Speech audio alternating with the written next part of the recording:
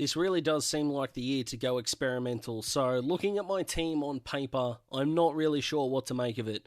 Does it suck? Does it not? Does it somehow both suck but looks okay? Let's just digest it all, and of course I'll reveal all the ways you guys can get involved in order to take me down at SuperCoach as well. So, as per usual, let's get into it.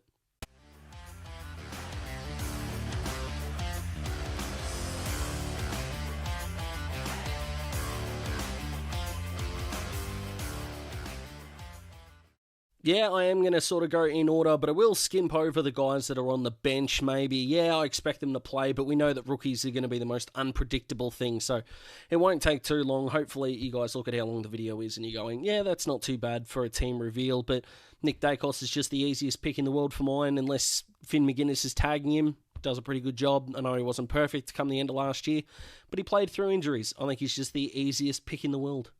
As is James Sicily. I just think he's a really good guy to have in this spot. The Hawks, yeah, they're going to improve a little bit, but there really isn't anyone taking points off him in that back half. I mean, Blake Hardwick, I think, averaged like 80 last year, and he'll be the next sort of best thing. Scrimshaw will do his thing, Impey will do his thing, Weddle will do their thing, but none of those guys are going to be averaging a point where Sicily's is going to go down too much, so Hawks don't have the early buy as well. Pretty easy choice for mine too. Oh, you thought I was going to go in order, didn't you? No, we're going to the midfield. Christian Petrarca is the man that will be leading my midfield. Whether Clary is there or not, I just think if Melbourne are going to win the flag, he's not going to spend too much time forward. He's going to be a captaincy option throughout, and I think I've burned myself too many times by not starting him or getting him into my side reasonably late, and that's not going to happen this year. So welcome aboard to Christian. Ignoring a lot of players here, I know, but Zachy Butters is up next as my M2, which I love, and I'm really going down a theme here of not only guys that I love to watch and are some of my favourite players in the competition, which I think makes SuperCoach more fun in the long run. I know that I'm probably not going to be touching sort of the top 100 come the end of the year, but I do want SuperCoach this year to be one thing for me, and that is fun throughout. Now, I am passionate about SuperCoach, don't get me wrong, but I kind of want my pre-round one experience to be a more fun one than it has been potentially in previous years, and that's whether I'm doing long-term SuperCoach content or not, which my instincts say, oh, maybe not. We'll see. I love Zach Butters. He's one of my favourite players who doesn't play at my club. He's in my SuperCoach team, and he'll be a premium. Pretty simple, I reckon. Sam Walsh, M3. Daz, I can hear you cry. That is an extraordinary amount of talent that you've just glazed over, I should say, in that 600,000 category. And yep, you are probably right, and the reason that you're thinking of is probably going to be correct when you have a look at this side. So, don't freak out just yet, but the freaking out will happen very quickly, I am sure. Carl Amon, M4, you serious? Oh yeah, I'm buying all the hype. Carl down there is going to be a defender. He just is, guys. And I know when I said, hang on, there's not going to be that many defenders taking points off Sicily. He's not going to be taking points off Sicily because Amon is a pure on-the-ground player and Sicily is your man in the air. And Carl is the kind of guy who you want to be rebounding out of your defensive 50, not a guy who you want stealing kickouts. Think of it as like it would be perfect if Sicily kicked out from full back, left the goal square, pumped it long, Hawthorn get the ball at half back, distribute to Carl, and he goes. So don't get angry at me for that. Yes, he is the second Hawk, and from memory, the last. So, not too much bias here, but it's the next midfield pick that's going to be interesting. Listening to the hype, Daz. Bloody oath I am. If Ollie Wines is going to be an inside bull and under 500,000, I am buying all of it at this point in time. If he's fit for round one, he is in. Pretty much. And yes, is Ollie Wines the fifth best midfielder in the competition? Of course he isn't. That's not what SuperCoach is for.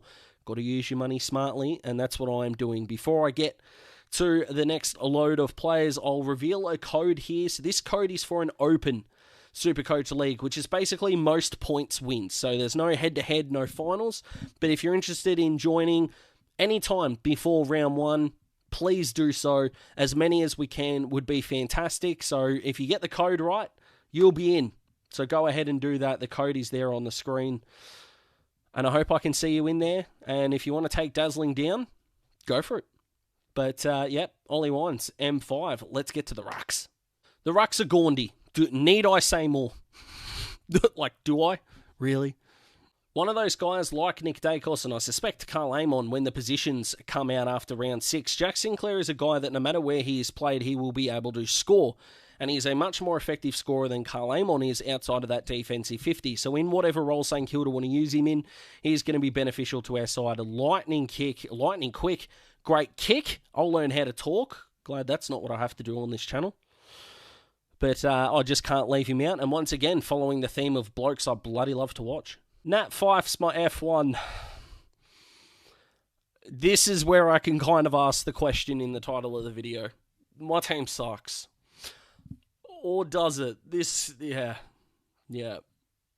It looked good on paper. Is it good in practice? Probably not. But again, we want this to be fun.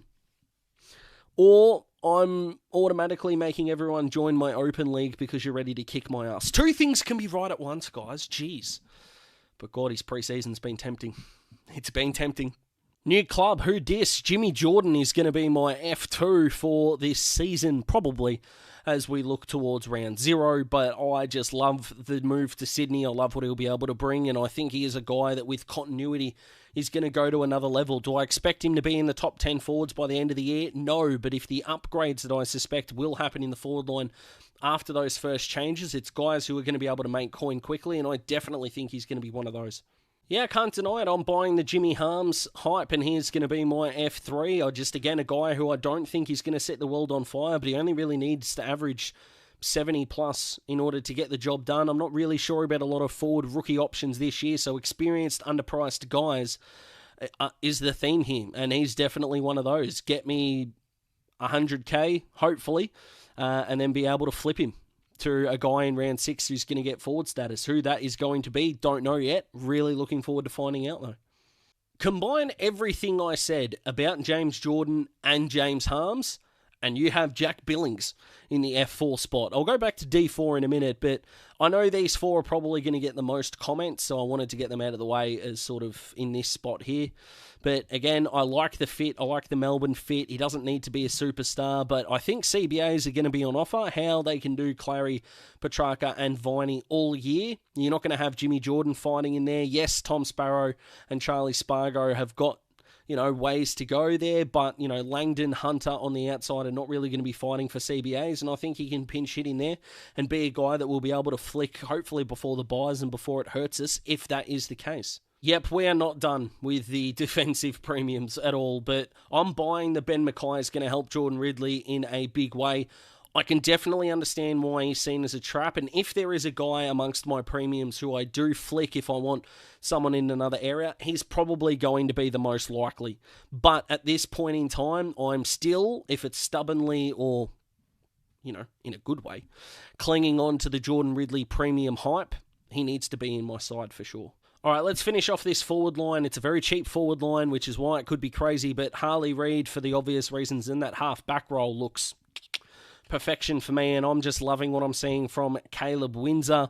So that's 4 demons in this side, which might be a little bit of a problem, but again, not set in stone. Again, we're going off vibes at the moment for the side at the moment, but I like what this kid brings to the table, and he's bloody quick as well, and a guy who I think can score in a few ways. Not only handball receives, but long kicks, and his pace means he's going to be difficult to tackle. He's definitely going to be a guy that I don't think will be one of the greatest rookies, but a guy who I think can play best 22, score really well for us, and a guy that we'll be able to upgrade later. Yes, absolutely.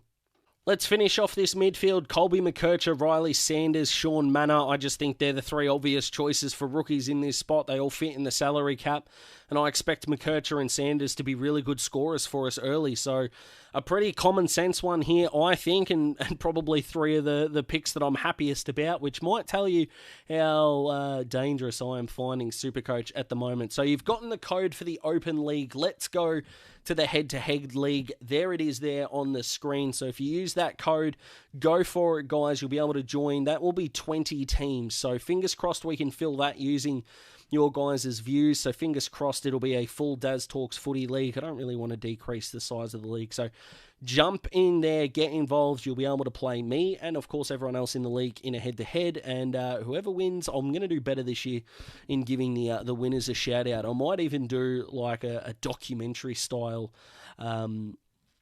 season recap. Is something I wanted to do last year and just didn't have the time for personal reasons, but yeah, who knows. But anyway, jump in there, guys. It'll be a lot of fun, and you'll be able to do things to this team that will probably feel illegal. So go ahead and do that with that code. Yep, let's finish off this back line, and I've done so with Zach Williams, but Hayden Young at my D5 position.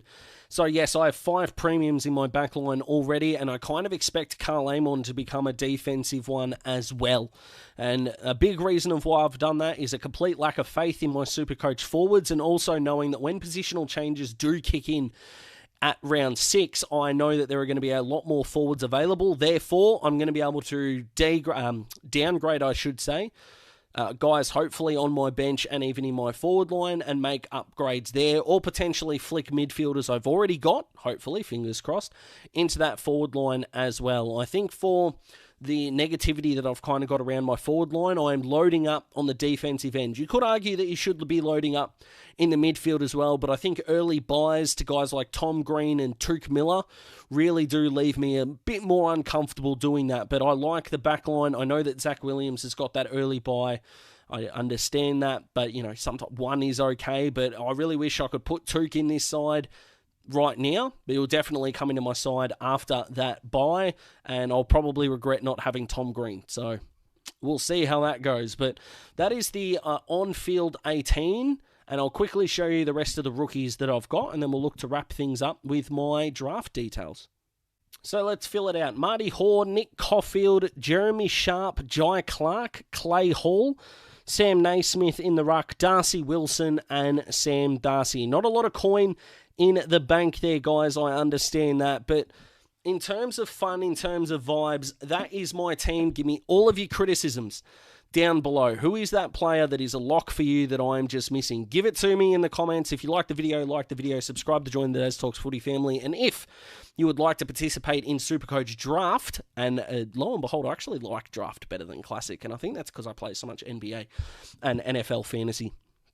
So that's probably why. But if you want to join my draft day will be March the 4th at 7:30 p.m. and that won't change. So if you can't make that day, guys, please don't join the league.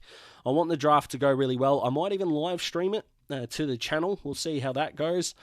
See if we can get that working. That would be pretty cool. I'll let you know sort of what's going on. Might get a couple of people from that draft to jump on as well, which would be pretty fun. And it'll be not that many players, I think, at this point in time off the top of my head. I think we've only got 11 on field. I think, off the top of my head, 3, 4, 7, 8, 11. 3, 4, 1, 3, 11. And then we've got 5 on the bench, which makes it 16 in total. And we're going to have 18 clubs, hopefully. Hopefully. So plenty of drafting that'll be going on there. Nearly 300 players drafted. So that's going to be really fun.